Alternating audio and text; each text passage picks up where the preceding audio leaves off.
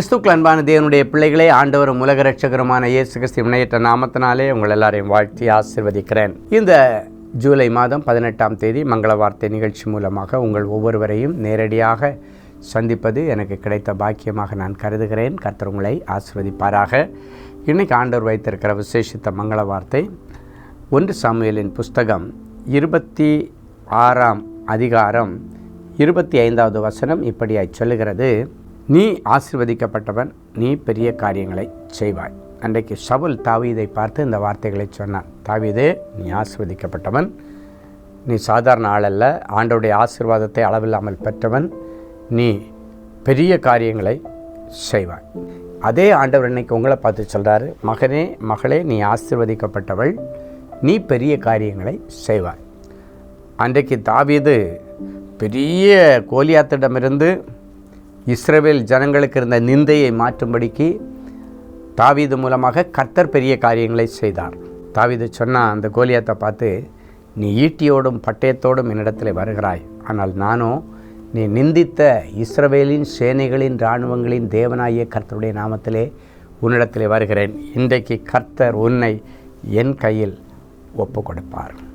பெரிய காரியத்தை ஆண்டவர் அவன் மூலமாக செய்தார். பெரிய ஒரு சாதனையை அவன் படைத்தான். இன்னைக்கு பிறகு ஆண்டவர் உங்களை பார்த்து சொல்கிறாரு, ஆண்டவர் உன்னை ஆசீர்வதிப்பார், நீ சாதனைகளை படைப்பாய். கடந்த நாட்களில் கோலியாத்துகளை கண்டு பயந்து ஓடின நீ இனி கோலியாத்துகளை ஜெயிக்க கர்த்தர் உதவி செய்வார். உலகம் மாமிசம் பிசாசை ஜெயிக்கிற ஜெயத்தை கர்த்தர் தருவார். உன் வியாபாரத்தில் ஏதோ ஒரு கோலியாத்து உனக்கு முன்பாக நின்று கர்சித்து கொண்டிருக்கலாம். இல்லைன்னா உன்னுடைய ஊழியத்தில் ஏதோ ஒரு கோலியாத், இல்லைன்னா 100 கோலியாத் உனக்கு விரோதமாக எழும்பி நிற்கலாம். நீ சேனைகளின் இராணுவங்களின் தேவனாகிய கர்த்தருடைய நாமத்தினால அதை மேற்கொள்ளும் பொழுது அந்த இடத்துல கர்த்தர் உன்னை கொண்டு பெரிய காரியங்களை செய்வார்.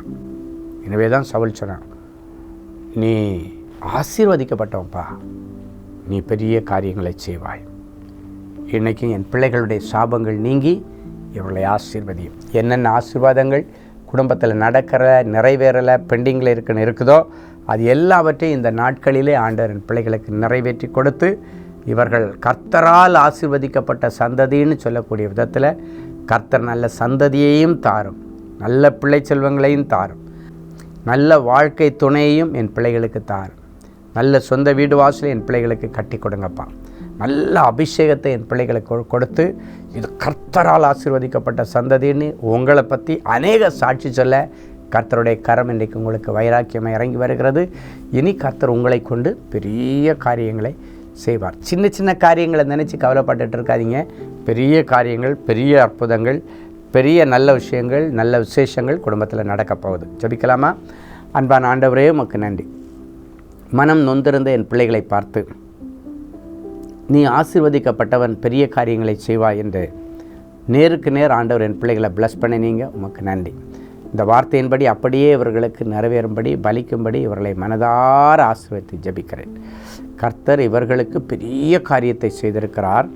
இதன் நிமித்தம் இவர்கள் மகிழ்ந்திருக்கிறார்கள் என்று புறஜாதிகளுக்குள்ளே சொல்லிக் கொண்டார்கள் என்ற வார்த்தையின்படி இனி கர்த்தர் பெரிய காரியங்களை என் பிள்ளைகளுடைய வாழ்க்கையில் செய்து என் பிள்ளைகளுடைய பெயரை பெருமைப்படுத்தும். இயேசுவின் மூலம் பிதாவே, ஆமென்.